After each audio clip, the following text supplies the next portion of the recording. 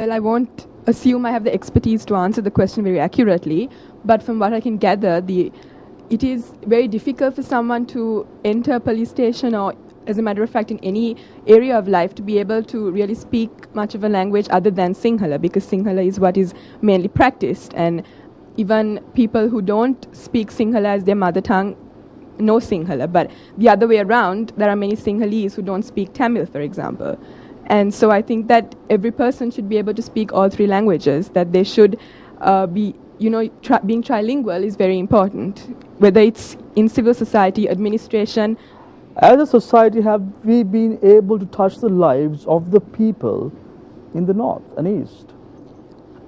Well, the starting step for that was the end of the war there. And with the end of the war, the development that comes in that area is a very important criteria, because it creates, it's trying to create a new society. But then there are also changes there that are happening which maybe many people say are not the will of the people and is not what the people there want. I think it's a matter of people kind of creating a critical mass of opinion on this.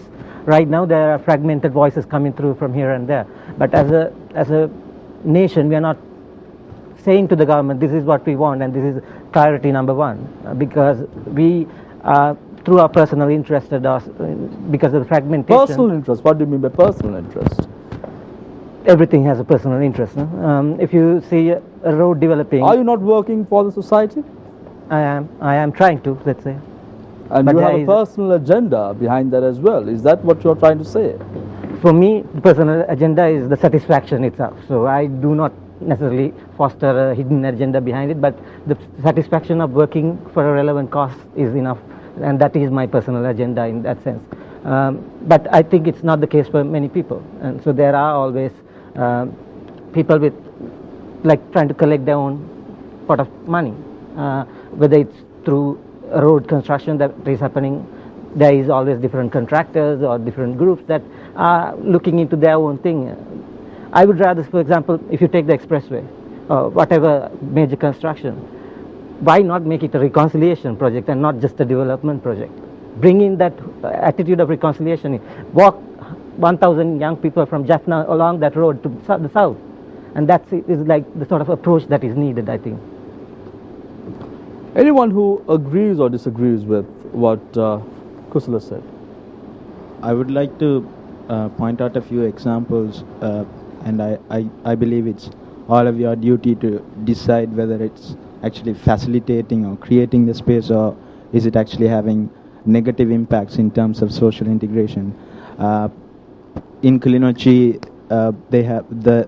we are spending millions on the military budget. The war is over, but still we are spending millions on it. Close to above 20% of our budget is on security, and the army has a 5-acre farmland in Kilinochchi, and they farm with the government money. They produce vegetables, and they sell it at a price with which the local farmers cannot even think of coping up with. They can't compete that market price. Say for example, if an average farmer can sell a particular vegetable for 100 rupees a kilo, the army can actually do it for 30 rupees a kilo. So that's livelihood for those farmers. And yes, there are massive development projects. They are building roads, fair enough. But who are the contractors? Who are working? You are building a road in Kilinochchi and you have Sinhala people working there. And again, there's this side to it of the actual livelihood getting lost, and the government could actually create a space where the people can actually earn money through these projects. But are they doing it? Yes, Suchit Abevike. I think another aspect of it is about education. Like we talk about young people and children, I think it's very important that the education system caters to this need for integration and social cohesion. And I feel that right now there has been many steps taken. I've been involved trying to work with the National Institute of Education on the curriculum itself and trying to improve that. And I see that the curriculum has all these things we talked about: diversity, human rights, all of these is already now put into the curriculum. it's a revolution of a worldview of, like I've been saying all this time, about our own responsibility. But at the same time, part of our responsibility is to report on what's happening on the ground. And one of the things is people have lost credibility because you talk about certain things. We're based in Colombo, we're staying here, we're trying to assume we understand what's going on, and we take sound bites of certain injustices we see and we just throw it out there. But it's important that we, if we're really committed about it, our generation makes those sacrifices to go beyond Colombo, to go to where the problems are, to go out of our comfort zone and start understanding the issues. Then there's a credibility to our voice when we bring out certain suggestions to this administration. We say this is happening, and sir, this is affecting the community.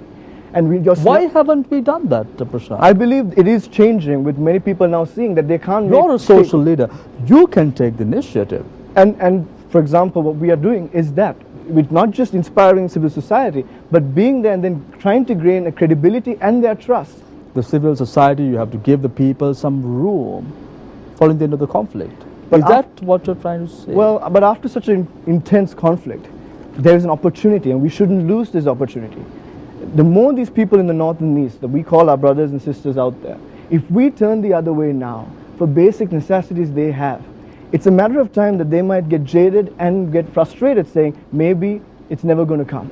There is a space, there's a window, and there needs to be the exuberance and passion for civil society that we are going to get involved. And when you're on the ground, the injustices you see, you can go back to the state and say, this is happening and we want this to change. If you continue to do this, this might be an issue, because you still have people who are struggling to stand up on this. Kusala, tell me, what are the challenges posed by the youth of this country as far as social integration is concerned? Actually, poverty is the main problem for most of the young persons.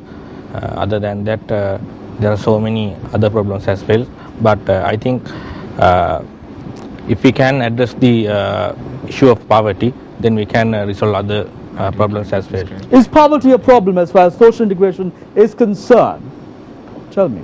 A Sinhalese man from Colombo and a Sinhalese man from, say, a area that is not Colombo, Ragal, for example, there is a problem in integration.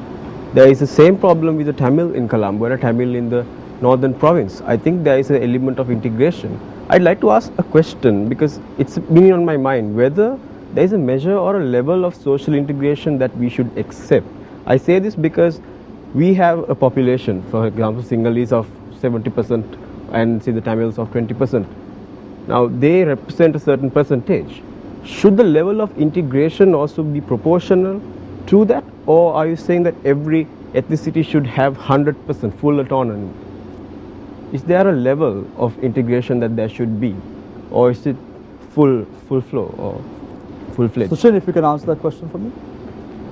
For me, I think it's not a matter of sharing the pie in percentage-wise. It's more, it's not an outcome, let's say, it's more of a process. So it's a process. How do we know that we have achieved social integration here in the island? Tell me, Sushin. I think when Sri Lankans feel that they can relate to one another and they feel empowered to not just ask for the self but for the other also, I think that is a good indicator. I think when we have less human rights violations, less discriminations based on different factors, we have, and then I feel that maybe we can say that we are socially integrated. Mr. Fernandopoulos, what is your thoughts on that? I think that if ever it comes that we feel that we are one people, and without any religious or ethnic or racial differences, where we can speak with our neighbors, that's the day when we can feel that there is total integration. And also to have self-respect for each other. What are the challenges you pose when serving the society? Regarding what you said about the youth, addressing issues and asking the government to do something about it. We had, regarding the issue of policemen being Sinhalese policemen in the north, the TNA brought it up and said that, we can't have this. There are people who don't understand because they only know Sinhala, and complaints are read out in Sinhala. But the government said, oh no, we're all one country, and so that's, it's going to be that way. So if other parties can't do anything about it, how can the youth who don't have any standing in that sense speak up? I think it's by action, by living it out. And there are certain rocks that won't move by one push. It's perseverance, and we're trying to undo decades of things that were wrong with our society. And it's not going to happen overnight, but there's a consistent engagement on it. It's not just like, this can't be the phenomenon, oh, now we're talking about reconciliation, it's post-war, it's the in thing, it's the thing to do. No, this is our mandate as a society, and we're doing it till the end, until we see results. And I think this is what will define Sri Lanka in the years to come, whether we manage to address this issue honestly, and we manage to address this issue consistently, and persevere until we see lasting change.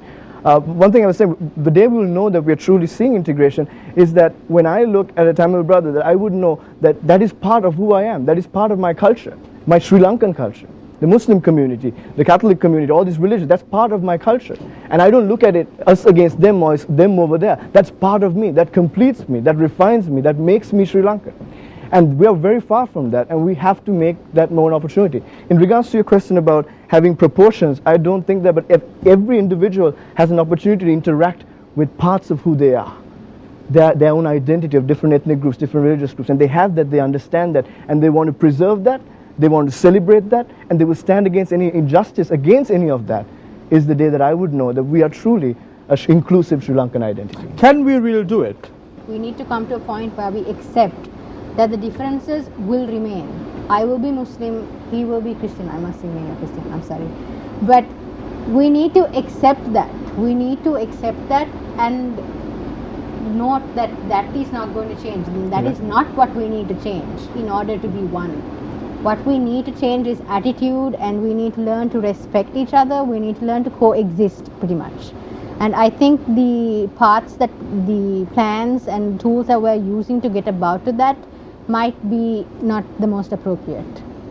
What are the appropriate measures that should be taken?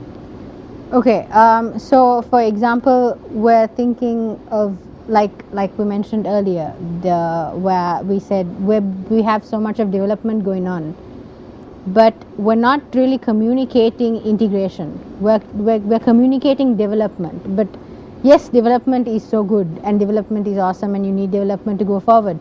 But how much of that is actually servicing society? We need to ask ourselves that. I recently attended a lecture where Professor Martin Hall, Vice Chancellor of the University of Salford in the UK and Professor Emeritus of University of Cape Town, he spoke of how right now in South Africa there's a generation of younger people, children, who have to be taught academically what apartheid was and what it was to live in such a state of hostility. And I believe that that could be a vision that Sri Lanka could aspire to, that when we have a generation of people who have to be taught what it was for Sri Lanka to be in conflict, and then we really know that that doesn't exist anymore and we have achieved social integration. Sujit. Inspiring thought, let's say. I wanted to add on to something about the youth role and how young people can kind of take action. I think when you take government and the politicians, there are youth there as well, and that's something I think we need to recognize. We need to engage with that youth and try to get them to have that youth opinion within the government or within the political framework. And also like a vote for youth kind of approach from young people to get more young people with education into governance, not just thugs, but young people with good quality education to be engaged in politics, and that is very important, I think, as a young person. We were discussing the definition, the impact and the challenges posed to social integration here in Sri Lanka. Are we doing enough? Are you doing enough in terms of social integration in the country? If yesterday was a battle and today is a challenge, tomorrow will undoubtedly be an incredible experience. Start your effort now and help each other for the betterment of humanity. Thank you very much for joining us this evening.